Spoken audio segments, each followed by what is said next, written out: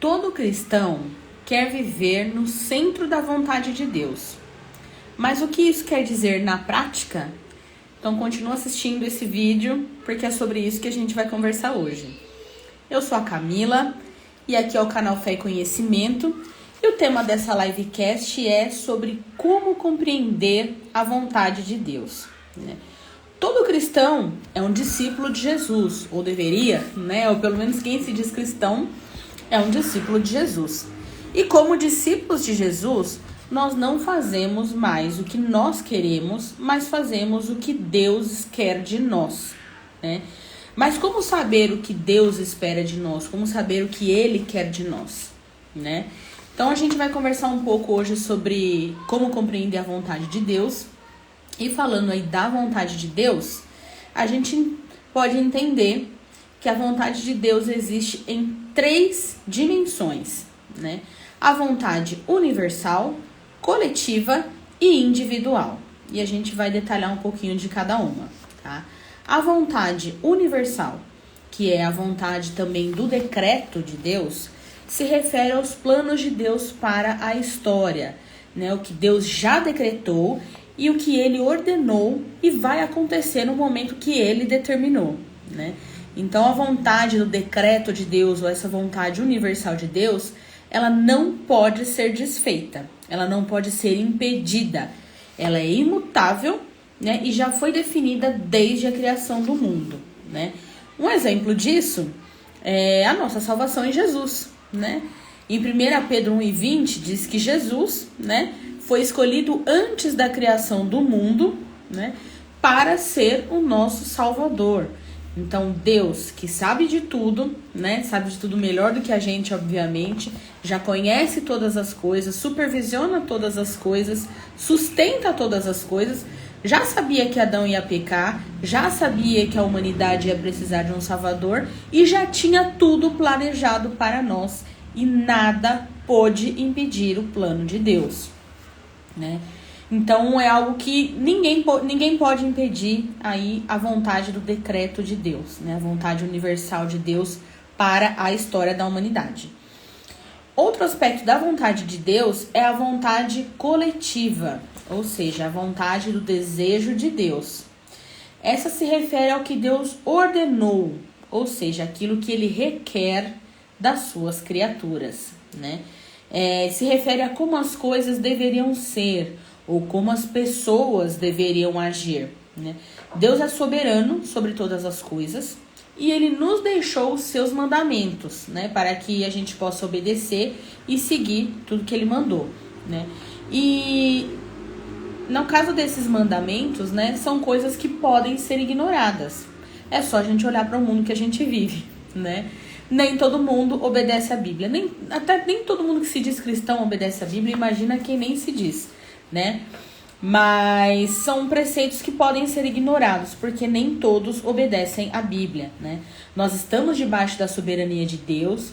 Nós não estamos livres da responsabilidade dos nossos atos, né? Então, existe uma vontade de Deus que nós podemos fazer, mas que nem todo mundo faz. Tem um estudioso, né, um autor americano, que ele coloca assim, que a vontade do decreto de Deus é aquilo que Ele predeterminou desde a eternidade, e a vontade do desejo de Deus é a forma como Ele quer que vivamos, né? E essa pode ser ignorada, né? Como eu falei, é só olhar para o mundo que a gente vive. E o terceiro aspecto da vontade de Deus é a vontade individual, ou a vontade da direção de Deus, que é o que o pessoal mais busca, né, nessa vida aí de crente que a gente vê por aí.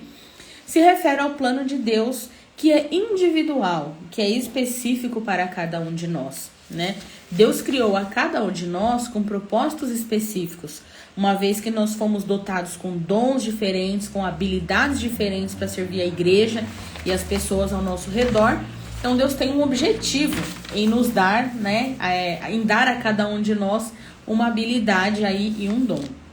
Então, você já pensou se todo mundo tivesse aí a mesma profissão, a mesma habilidade? O mundo não ia para frente, né?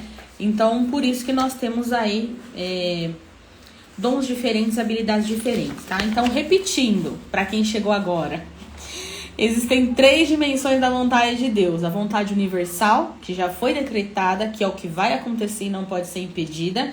A vontade coletiva, que é o que Deus deseja, que é como Deus deseja que nós vivamos, né? Que Ele nos revelou na Bíblia. E a vontade individual, que é o que Deus planejou para cada pessoa, né? Individualmente. E aí vem o questionamento. Deus tem uma vontade secreta de sua direção e que Ele quer que a gente descubra antes da gente fazer qualquer coisa, antes da gente decidir qualquer coisa? Não. Nós devemos parar de imaginar a vontade de Deus como uma espécie, assim, como algo místico, como uma espécie de labirinto, onde eu tenho que adivinhar qual é o caminho certo, né? Então, eu falo isso porque muitos de nós têm medo de escolher um emprego errado, medo de casar com a pessoa errada. E aí, se a gente faz alguma dessas coisas erradas, né? De repente a gente vê a nossa vida, não sei, explodir, dando tudo errado. E a gente se vê fora da vontade de Deus e pensamos que o nosso destino é um fracasso espiritual. Ignoramos que a gente imagina que perdeu o melhor do que Deus tinha para nós, né? E a gente vai ter que se contentar com um final alternativo para a nossa vida. É claro que ninguém pensa isso de modo consciente, né? Ninguém tem esse pensamento, nossa, meu Deus, fiz tudo errado, vou ter que me contentar com o final alternativo. Claro que não. Geralmente a gente é consumido pela ansiedade, pelo medo, antes de chegar a algumas dessas conclusões de maneira consciente, né? Mas o que eu quero dizer é que a gente associa o fazer a vontade de Deus a coisas boas, né? A só coisas maravilhosas, como se a nossa vida fosse dar tudo certo ao fazer a vontade de Deus, né? E lá no fundo, o que nós queremos mesmo é viver o melhor que essa terra, que esse mundo tem a oferecer, não necessariamente o que Deus tem para nós. Porque nós associamos a vontade de Deus a vivermos bem e seguros neste mundo, né? A gente tem até onde quer que eu colocar a planta dos meus pés, ali eu serei abençoado, ali vai ser abençoado, ali vai prosperar e tudo vai dar certo, né? Mas a gente precisa rever esse conceito. Já a gente vai conversar um pouco sobre ele. Mas antes da gente chegar lá, eu quero lembrar que o melhor de Deus para a sua vida já aconteceu, né? O melhor de Deus já aconteceu há 2000 anos atrás numa cruz, quando Ele te deu a salvação em Cristo Jesus. E tudo que isso envolve, né? A liberdade que nós temos de ser um discípulo de Jesus, os privilégios que nós temos de ser um discípulo de Jesus. Então não devemos tratar a vontade de Deus como uma bola de cristal para a gente consultar somente quando a gente precisa tomar uma decisão importante, né?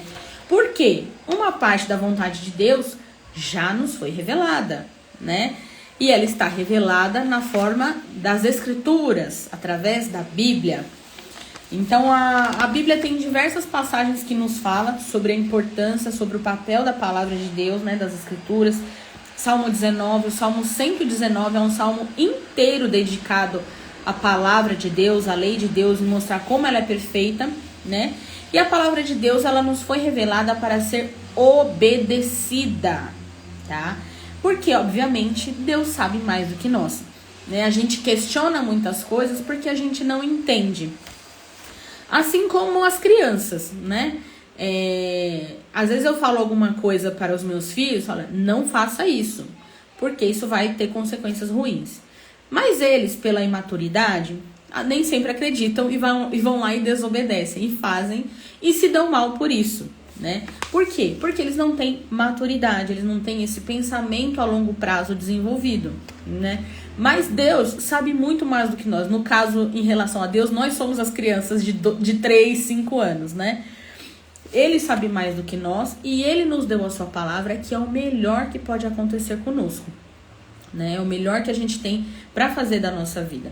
E o nosso desafio aqui é justamente obedecer a palavra de Deus, mesmo no meio de pessoas que não vão obedecer, né? Esse é o maior desafio aí do cristão na atualidade.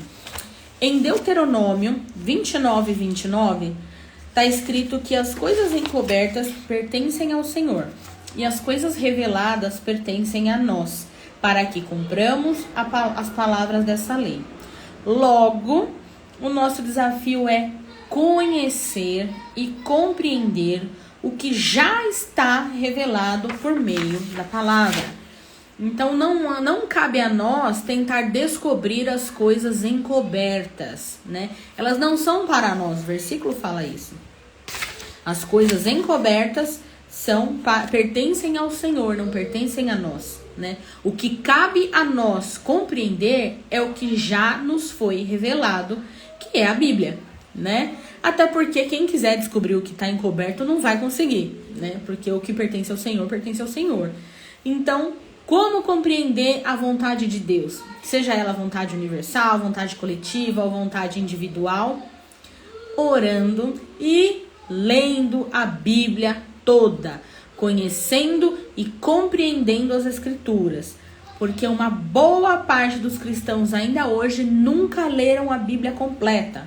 Ou seja, acreditam no que falaram para ele que a Bíblia diz, no que falaram para ele que Jesus é, não no relacionamento que ele desenvolveu com Deus através da leitura bíblica.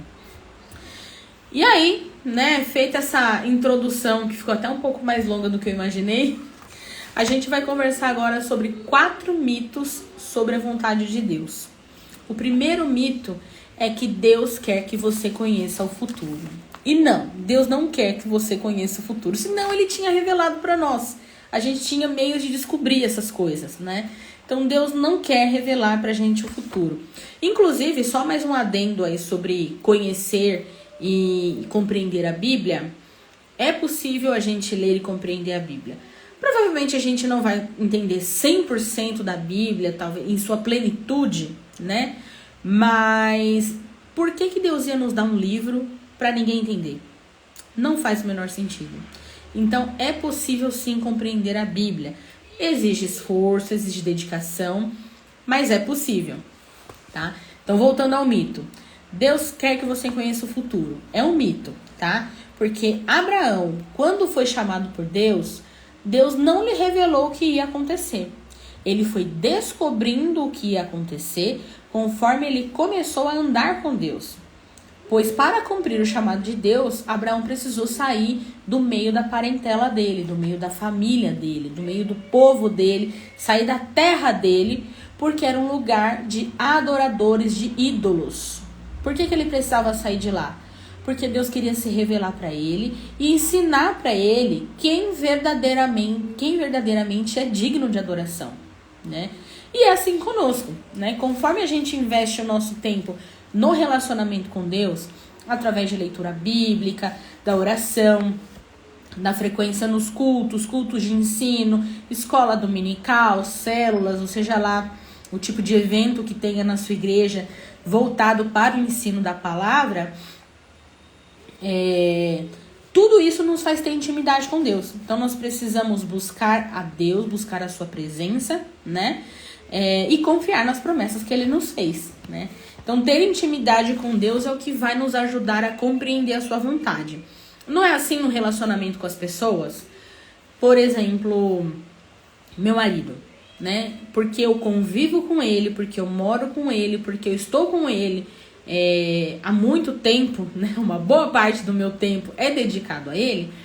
Eu sei o que ele pensa, assim, não tudo que ele pensa, né, gente, calma. Eu sei, assim, o que ele gosta, as preferências dele.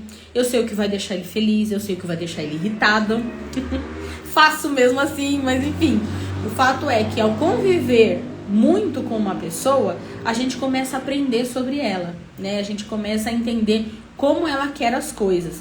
E assim é com Deus. Então, quanto mais tempo a gente investe no relacionamento com Deus, em oração, em leitura bíblica principalmente, né? Isso nos vai fazer entender o que ele espera de nós, né? Então, como agradar a Deus? Se relacionando com ele, né? E além disso, são nos processos que nós aprendemos a confiar em e depender de Deus, né?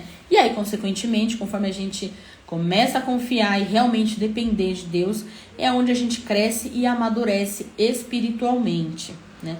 Por isso precisamos nos alimentar da palavra diariamente, pois é nos processos que Deus trabalha em nós, tá? Segundo mito aí sobre a vontade de Deus. Deus quer que você tenha 100% de certeza antes de tomar uma decisão. Em nenhum lugar da Bíblia você vai achar escrito isso, tá? Então, haverá decisões, várias decisões, em que você vai precisar tomar sem ter uma total certeza dessa decisão, né? Haverá momentos em que você vai precisar decidir e descansar nas promessas de Deus, tá? Inclusive, eu vou ler aqui para vocês em Provérbios 3 e 5, fala assim: confie no Senhor de todo o seu coração e não se apoie em seu próprio entendimento. Ou seja, onde é que tem que estar a nossa confiança? Em Deus e não em nós, né?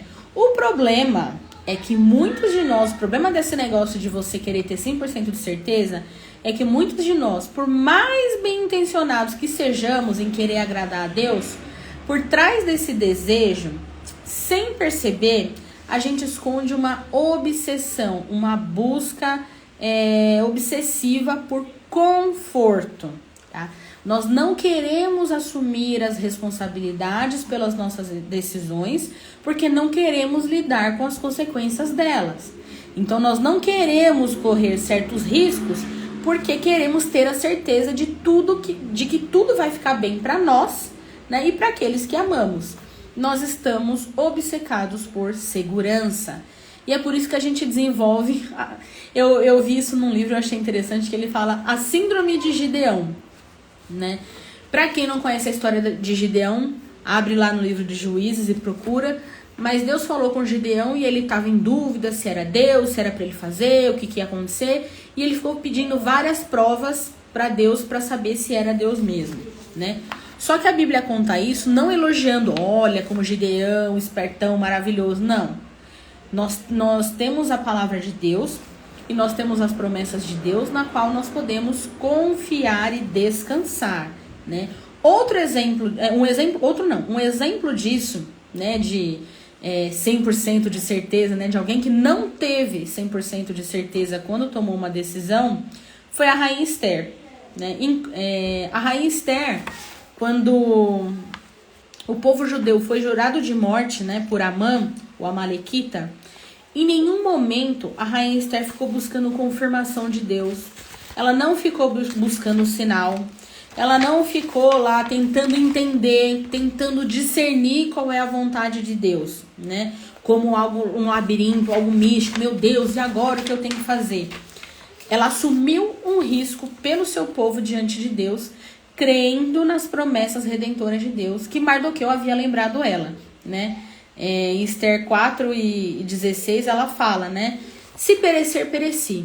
Então ela tomou uma decisão, assumiu os riscos, né? Ela se consagrou, ela orou, ela fez um jejum de 3 dias, mas mesmo sem nenhuma resposta, ela foi com coragem e tomou uma atitude e fez o que precisava ser feito, independente de meu Deus, eu viro para a esquerda ou para a direita. Não, ela tomou uma atitude e fez o que precisava ser feito.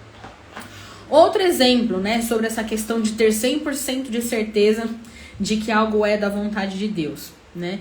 No capítulo 16 de Atos, o apóstolo Paulo, ele tinha o plano de ir evangelizar em uma região, se eu não me engano, na região da Ásia, mas o Espírito Santo o compeliu para que ele fosse pregar na região da Macedônia, ali no sentido da Europa, que inclusive é onde nasceu a igreja de Filipos, para onde ele escreve depois a carta aos Filipenses, né? Mas o que eu quero dizer é que ele tinha o plano de ir para um lugar, Deus mandou ele para outro. E quando ele chegou nesse outro lugar, ele foi humilhado, ele apanhou, aconteceu de um tudo, ele foi preso, né? Aconteceu todo tipo de tragédia que é possível imaginar. Com a nossa cabeça de hoje, o que a gente pensa? Não deve ser da vontade de Deus, né? Tá dando tudo errado, tá tudo tão difícil, né? Então acho que não, esse cara aí tá fazendo as coisas por conta própria. Porém, almas se converteram a Jesus nesse episódio que a Bíblia relata em Atos 16, né? Mas houve um preço. Então, aos olhos humanos, a gente pode pensar que ele não fez a vontade de Deus, porque se algo deu errado, tá muito difícil, talvez não seja, né? Mas o problema é que nós queremos viver o céu na terra, né? E isso não vai acontecer. Às vezes a gente lê, né? Eu tenho estudado Apocalipse nos últimos tempos e a gente lê que lá no céu não vai ter dor, não vai ter choro, vai ser só alegria. E sem perceber, a gente acha que ao fazer a vontade de Deus, a gente vai viver o céu aqui na terra, né? E não é assim que funciona. Porque Jesus disse, nós vamos viver alegrias nesse mundo sim. Porém, em João 16:33, na parte B ali, Jesus falou o quê? Que no mundo nós teríamos aflições, né? Então, claro, vamos viver coisas boas nesse mundo, já estamos vivendo. O fato de termos a salvação já é uma coisa maravilhosa, o nosso bem mais precioso. Mas no mundo nós teríamos aflições. Então, achar que por fazer a vontade de Deus, tudo na sua vida vai dar certo, é um pensamento equivocado e antibíblico, né? Outro mito, aí o terceiro mito sobre a vontade de Deus, que Deus dificulta o conhecimento da sua vontade, né? Até parece que Deus esconde a vontade dele, faz um negócio assim para os seres humanos ficarem ali se debatendo, batendo cabeça, tentando descobrir. Gente, não é assim que Deus faz. Ele nos deu a Bíblia, né? E o que ele quer que a gente saiba, ele já nos revelou. Nós é que dificultamos as coisas porque nós não somos nem firmes nem constantes, né? Como somos orientados a ser lá em 1 Coríntios 15:58. Então Deus, ele permite você tomar as suas decisões. Deus, ele te deu um cérebro para pensar. Então use o seu cérebro para pensar e ponderar as suas decisões. Deus te criou a imagem e semelhança dele como um ser racional. O problema é que, como eu falei antes, nós não queremos assumir a responsabilidade pelas nossas decisões, né? E não queremos lidar com as consequências, né? Um exemplo disso, né? As pessoas buscam muita revelação, né? Devo casar com fulano ou com a fulana, né? Ou é pecado um cristão namorar com um não cristão? A resposta vai muito além de sim ou não, é pecado ou não é, né? Existe a pessoa certa? Eu creio que não, porque todos nós somos pecadores. Então, seja a pessoa com quem você vai casar, vai ser tribuloso. Então, eu não creio que existe a pessoa certa, assim, sabe? Deus pode falar com você. Não tô dizendo que Deus não fala, que Deus não mostra as coisas. O meu ponto não é esse. O meu ponto é que tem pessoas que deixam de viver a vida por medo de assumir as responsabilidades em busca aí da vontade de Deus, porque não tá sem coragem de tomar uma decisão. Então, como eu falei, né? É pecado namorar com uma pessoa que não é da igreja? Veja bem, né? Qual que é o objetivo do namoro? Pensando a partir de uma visão cristã. O objetivo do namoro é chegar em um casamento. Em algum momento você se casar. O casamento é um lugar, é um relacionamento onde duas pessoas se tornam um só, né? E se eu sou uma pessoa guiada pelo Espírito Santo, dirigida pelo Espírito Santo, que tem o objetivo de chegar no céu, que quer obedecer a Jesus, que quer obedecer a Bíblia, como que eu vou me tornar um com uma pessoa que não tem esse mesmo propósito e que tem talvez propósitos contrários, né? Então, é pecado ou não é?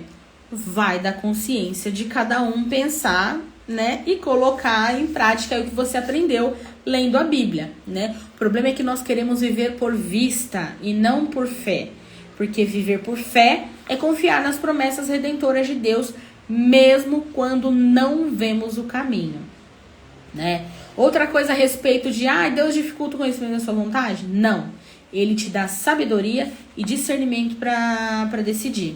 Em Tiago 1,5 diz que se a gente pedir sabedoria, ele nos dá, né?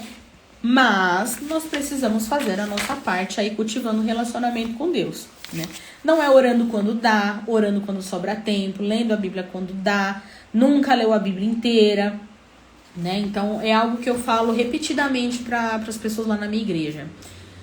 Ou Deus é o centro da sua vida, né? Ou você mesmo o é, talvez, né? Não vou nem falar que é o diabo, mas talvez você mesmo é o centro, né? Então, e eu falo isso, gente, não é para as pessoas, não é para vocês necessariamente também, é para mim também, né? Porque eu sou tentada todos os dias para não orar, para não ler a Bíblia, é muito corrido, é muito cansativo, Então, por que a gente toma decisões erradas? Uma vez, eu ouvi uma pregação e o pastor falou assim: se você não sabe, né, se você tá em dúvida sobre alguma coisa, não consegue decidir sobre algo, é porque você tá orando pouco e lendo pouco a Bíblia. Se você orar mais, você vai saber o que fazer. Eu fiquei, sangue de Jesus. De início, eu achei aquele pastor muito arrogante. Falei, esse cara não sabe da minha vida, tá falando um monte de coisa aí sem nem saber. Mas, ao longo do tempo, a gente vai crescendo, vai amadurecendo e vai entendendo que é isso mesmo. Quanto mais dúvida a gente tem em relação ao que fazer, é porque a gente tá orando pouco, tá lendo pouco a Bíblia, não tá se dedicando a conhecer e compreender as Escrituras, né? Conhecer o que já nos foi revelado, como tá lá em Deuteronômio 29:29. E Deus, ele nos dará o desejo e a força para fazer a vontade dele. Quanto mais eu estiver com Deus, quanto mais eu andar com Deus, a cada dia que passa eu serei fortalecido para cumprir a vontade dele, né? E o último mito, né, sobre a compreensão aí da vontade de Deus, é mito que Deus tem uma vontade muito complicada, né? Pelo contrário, a vontade de Deus, ela é boa, é perfeita e agradável. Nós é que somos inconsistentes, instáveis, a gente não persevera na oração, a gente não quer meditar na palavra de Deus. Tudo tira o nosso foco, nós estamos nos distraindo facilmente e a gente quer respostas fáceis. Nós temos sido preguiçosos espiritualmente. Em Romanos 5:12, fala que a essa altura, né, já deveriam ensinar outras pessoas e, no entanto, precisam de alguém que lhes ensine novamente os conceitos básicos da palavra de Deus. E nós estamos nesse caso. Muitas vezes a gente é cristão há tantos anos, né? E a gente não ainda precisa de aprender conceitos básicos, porque a gente não se dedica a conhecer a palavra de Deus, né? A conhecer e compreender. Por isso que a gente não cresce, por isso que a gente não amadurece, não evolui espiritualmente. A gente quer tudo fácil. A gente quer que Deus nos responda tudo como se a gente fosse bebê, né? Que precisa ser orientado. Olha, não vai por aqui, vai pra direita, vai pra esquerda. Ai, levanta a mão, não, abaixa a cabeça. A gente está muito imaturo espiritualmente, né? Então a gente não tá nem disposto, a gente não tá disposto a lidar com as consequências de ter o caráter de Cristo formado em nós, né? E ter o caráter de Cristo formado em nós dá trabalho. Pode trazer prejuízo material, né? Pode tirar a gente do nosso conforto, né? Por exemplo, vamos supor, né? Lógico, só uma suposição pra gente ilustrar aqui. Vamos imaginar que a forma de Cristo seja, sei lá, triângulo. Seja redonda. E eu sou um triângulo.